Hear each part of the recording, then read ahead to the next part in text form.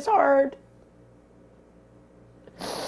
I try to be like patient. But the patience can only last so long for Deborah Fitch from Lorain. So it was like really aggravating, angry. I had a lot of emotions. Deborah says she paid into the Social Security system her whole life. I've always worked, until I got like sick, with my legs, and on my feet. No longer able to work, her home falling apart. I had no water for like 2 years.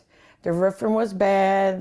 The ceiling caved in the kitchen. Deborah applied for Social Security disability benefits to help her just get by. Every time they wanted something from Social Security, I was like real prompt, sent it in, took it down there. But when it was time to pay her, I was never getting nowhere with Social Security, They just kept on putting roadblocks up. Months went by, no benefits, Deborah hurting, and she is not alone. It's rough for a lot of people.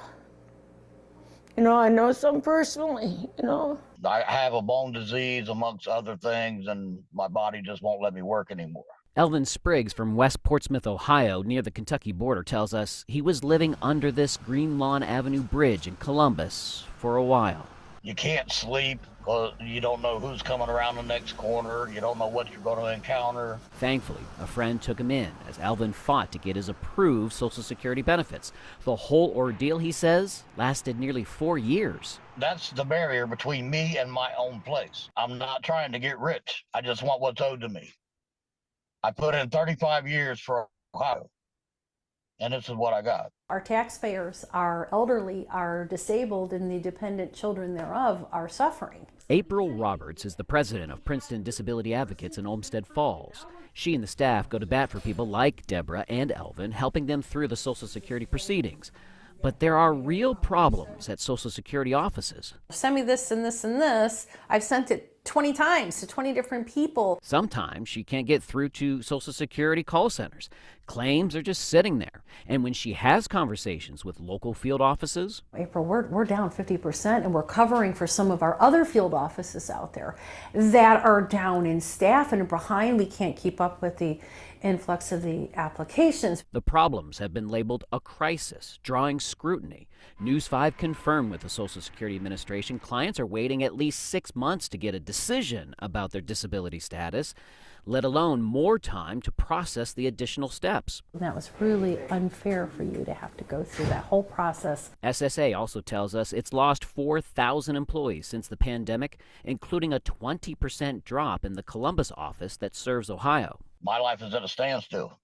I don't have a life. Plus, our research shows 30 years ago, nearly 4.9 million people were getting disability benefits. Last year, it was up to 9.2 million, with a peak of nearly 11 million in 2013.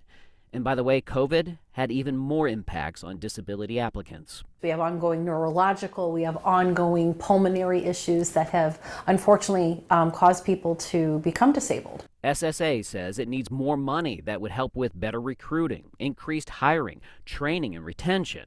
For some, the excuses are wearing thin. I've had the same story for almost a year. He blows me off every time I go in his office. Meanwhile, April is witnessing homeless veterans needing help. You see somebody that has been literally choosing between food and medicine. And for people like Deborah, it's been a long, painful path.